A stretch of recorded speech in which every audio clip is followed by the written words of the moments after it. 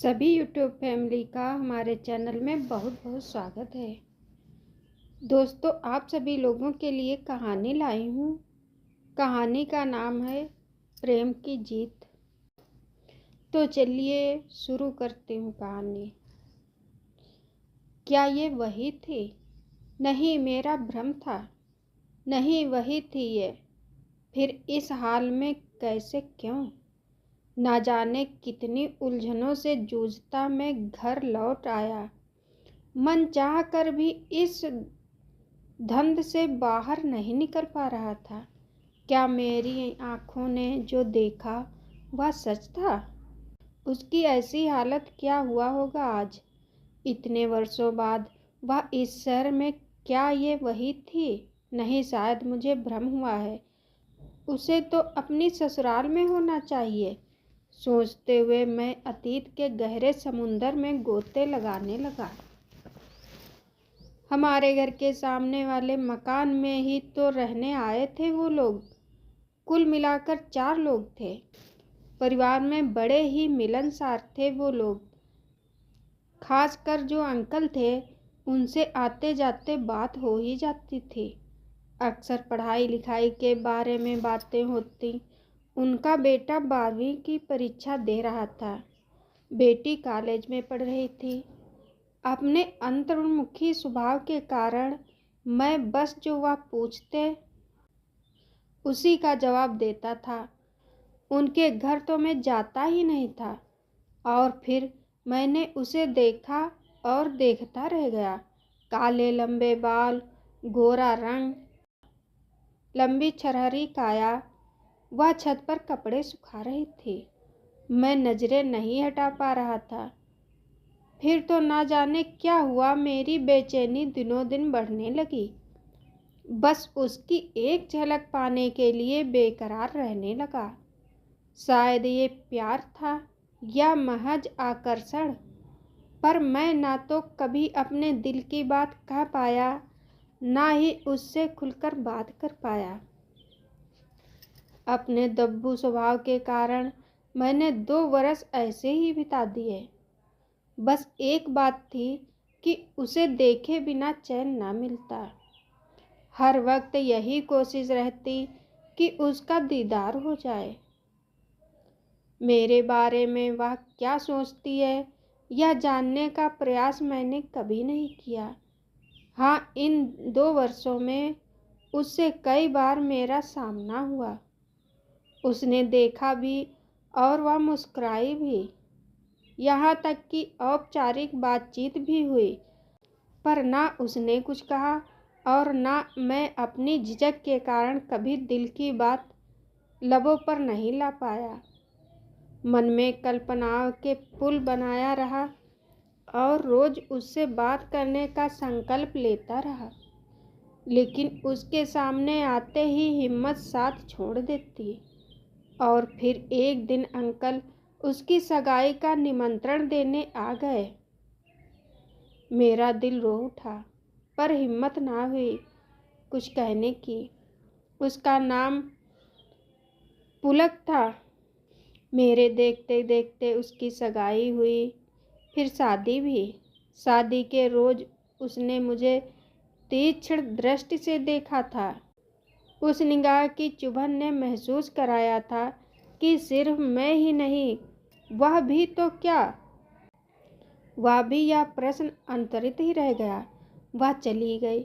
कुछ समय बाद अंकल का मकान बन गया और वे वहां रहने चले गए, पर मैं पुलक को नहीं भुला पाया। आज 6 साल बाद वह मुझे दिखी। उसकी हालत सही नहीं लग रही थी। मेरा मन व्याकुल हो उठा था। क्या करूं? पुलक को देख सारी बातें और अपनी कमजोरियां याद आ गई थी, और ऊपर से उसका दुखी और उदास चेहरा उजड़ी हुई सी थी। जिंदगी मुझे व्याकुल कर रही थी। पुलक से मिलने को मन बेताब हो रहा था। सुबह माँ फिर एक लड़की की तस्वीर ले आई और कहने लगी, देख, अब इसे मना मत करना। 30 का हो चला है, कुछ तो सोच। रख दो, देख लूँगा। अनमने भाव से बोला, मेरा मन तो पुलक में अटका था। चलो अंकल के यहाँ जाकर देखते हैं, क्या वास्तव में पुलक आई हुई है। उनके यहाँ कभी कभार जाता रहता था। उस एहसास के लिए पुलक के लिए निकल पड़ा। अंकल रास्ते में ही मिल गए। उनके कदम थके हुए थे, चेहरे पर उदासी साफ दिख रही थी। ऐसा लग रहा था जैसे कोई बोझा घसीट रहे हों। चलो अंकल, घर छोड़ देता हूँ। यूं कहते हुए वे गाड़ी में बैठ गए। आपकी तबीयत तो ठीक है ना? क्या? हाँ बेटा। हम घर पहुँच गए। अंकल गाड़ी से चुपचाप उतरे, बिना बोले फिर पलट कर देखा और कहा, चाय पी जाते बेटा, इसी का इंतज़ार था मुझे। जरा भी देर ना की, चाय पुलक ही लेकर आए। उदास बुझा चेहरा, बीमार जैसी लग रही थी। अंकल चुप थे। मुझसे अब बर्दाश्त नहीं हुआ। अंकल सब खैरियत? ये आपकी बेटी को क्या हुआ? अंकल के मन का गुब्बार फूट पड़ा। दहेज लोभियों ने मेरी फूल सी बच्ची को कितना सताया, कितनी मांगें पूरी की, पर उनकी भूख नहीं मिटी। आधी रात को धक्के मारकर घर से निकाल दिया। ये यहाँ आई तो शरीर पर जाने कितनी चोटें थीं। केस कर दिया है और तलाक के लिए भी नोटिस भेज दिया है। कल तारीख है, देखिए क्या फैसला आता है। घबराए नहीं अंकल, सब ठीक होगा। उन्हें आश्वासन देकर घर के बाहर निकला तो लगा कहीं तो कोई मुझे देख रहा है। पलटकर देखा, कोई नहीं। अचानक नज़र उस खिड़की पर गई जो गैलरी में ही थी। दर्द से भरी निगाहें मेरी ओर देख रही थी। एक ऐसा दर्द जिसने मुझे हिला दिया। मन बहुत व्याकुल हो उठा। लग रहा था उसके पास जाऊं, उसके दर्द को बांटने की कोशिश करूं, पर किस हक से। मैं चला आया वहां से। चैन तो सारा उड़ चुका था, बस पुलक ही हर तरफ दिखाई दे रही थी। क्या करूं मैं? दिल से एक ही आवाज़ आ रही थी, उसे तेरी ज़रूरत है। पर घर वाले मानेंगे? एक तलाकशुदा को स्वीकार करेंगे? यही उथल पुथल चलती रहती दिमाग में। फिर महीना बीता। माँ बराबर विवाह के लिए दबाव बना रही थी। आखिर मैंने बोल ही दिया, मैं अपनी पसंद की लड़की से ही शादी करूँगा। आप मुझे मजबूर ना करें। जब पसंद की लड़की की बात सामने आ गई तो माँ ने उसके बारे में पूछना शुरू कर दिया। कौन है? माँ बाप, घर परिवार कैसा है? तू कब से जानता है उस लड़की को? अब स्थिति मेरे लिए बहुत ही विचित्र हो गई थी। एक युद्ध मेरे मन में और एक घर में छिड़ गया था। माँ तो उठते बैठते विवाह के अलावा कोई बात ही नहीं करती। पापा ने भी कह दिया था कि हमें मिलवाओ उन लोगों से। अब इंतज़ार किस बात का है? क्या जवाब देता? अभी तो ये भी पता नहीं था कि पुलक के मन में क्या है। क्या वह विवाह के बंधन में फिर से बंधना चाहेगी? तमाम उलझनों में उलझा हुआ था मेरा मन। पहले ही अपने प्रेम को खो चुका था। अब समय था कि उसके आंसुओं को पोंछने का। अब कोई गलती मैं नहीं करना चाहता था। फिर पुलक से मिला, उसके मन की बात भी तो जाननी थी। उसने पहले तो बात नहीं की। मैंने उसे बाहर मिलने के लिए बुलाया। वह आई। हल्के रंग के सूट में उसकी उदास काया मुझे झकझोर रही थी। आंखों में वीरानी सी छाई थी। कुछ देर हमने इधर उधर की बातें की। वह बस हूँ हाँ में जवाब दे रही थी। मैंने पूछा, आगे क्या सोचा है तुमने पुलक? कुछ नहीं, अब सोचने को क्या ही बचा है। ये जख्म इतनी जल्दी तो नहीं मिटेंगे। दर्द से सराबोर हो उसकी आंखें छलछला उठी। देखो, जो बीत गया सो बीत गया। मुझे तुमसे बस यही कहना है कि मैंने जब से तुम्हें पहली बार देखा था तब से सिर्फ तुमसे ही प्यार किया है। मैंने बता नहीं पाया। इसे चाहे मेरी गलती समझो या नादानी या और कुछ, पर मैंने इतने सालों में सिर्फ तुम्हारे ही बारे में सोचा है। अगर तुम चाहो तो मैं अपनी गलती सुधारना चाहता हूँ। बस पुलक एक मौका दे दो। मुझ तलाकशुदा पर रहम ना खाइए आप। आपको एक से एक बढ़कर लड़कियां मिलेंगी।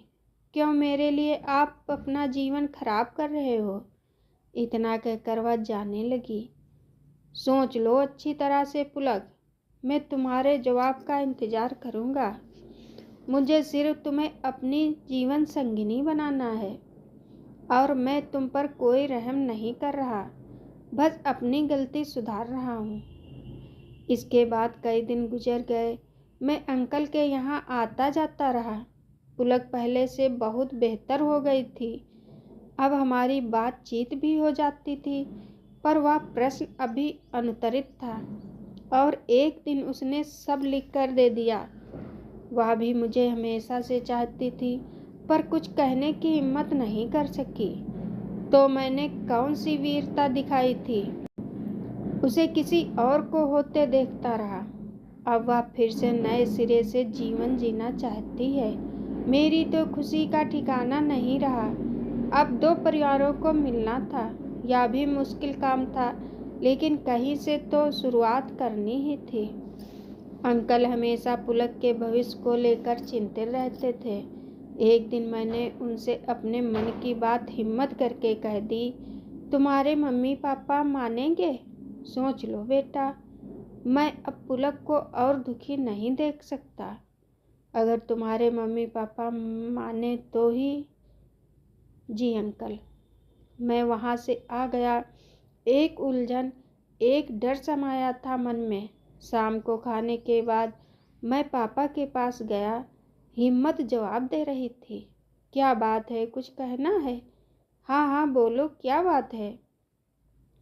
पापा पापा का गंभीर स्वर गूंज उठा। पापा मैं शादी करना चाहता हूँ।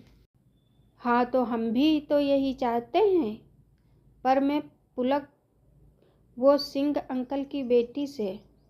क्या? पापा खड़े हो गए थे। दिमाग तो ठिकाने है तुम्हारा? पापा मैं हमेशा से उसे ही चाहता था, पर नहीं कह पाया। पर अब मैं उसे अपनी जीवन संगिनी बनाना चाहता हूँ। तलाकशुदा को? इसमें उसका क्या दोष पापा? वो लोग दहेज लोभी थे। उन्होंने ज्यादती की तो वह क्या करती? बहुत बड़े हो गए हो बेटा। अब तक तो मेरे सपने बोलते ना थे, आज बहस कर रहे हो। बढ़िया। नहीं पापा, बहस नहीं। बहुत कोशिशों के बाद इतनी हिम्मत जुटा पाया कि आपसे अपने मन की बात कह सकूं। मैंने प्यार किया है उससे। अगर आपका आशीर्वाद मिल जाए तो मैं उसका जीवन संवार सकता हूँ। इसमें गलत क्या है? पापा सुन रहे थे। तभी मम्मी ने साफ कहा, उनके जीते जी तो ये सब ना होगा। लोगों की बातें कौन सुनेगा? हम एक तलाकशुदा को अपने घर की बहू तो नहीं बनाने वाले। तो आप लोग भी सुन लो, मैं तो उसी से विवाह करूँगा, नहीं तो फिर करूँगा ही नहीं। आप लोगों को जो सोचना हो सोचो। मैं किसी का जीवन संवारना चाहता हूँ, तो इसमें गलत क्या है? अपनी सारी हिम्मत लगा दी थी मैंने अपने मन की बात कहने में, और फिर एक दिन पापा ने मेरी बात को समझा। चलो बेटा, भर देते हैं उसके जीवन में खुशियाँ। क्या सच में? हाँ बेटा, मैं तुम्हारी बात समझ गया। तुम सही हो। उसका क्या कसूर है? उसे भी जीने का हक है। रूढ़ियाँ तोड़ने से ही टूटती हैं, बातों से नहीं। चलो सिंह साहब के यहाँ शगुन लेकर चलते हैं। बस फिर क्या था? मैं पुलकित हो उठा। पुलक मेरी जीवन साथी बनने जा रही थी। सारे रीत रिवाजों के साथ ओह, आखिर में मुझे मेरा प्यार मिल ही गया। पुलक उसकी तो खुशी का ठिकाना न था। अब वह फिर से पुलकने लगी थी। बुरा समय बीत गया था, मेरा प्रेम जीत गया था। बस यही कहानी थी। दोस्तों, आप सभी लोगों को ये कहानी सुनने में कैसी लगी है? अगर अच्छी लगी हो तो प्लीज़ कमेंट करके ज़रूर बताना। धन्यवाद।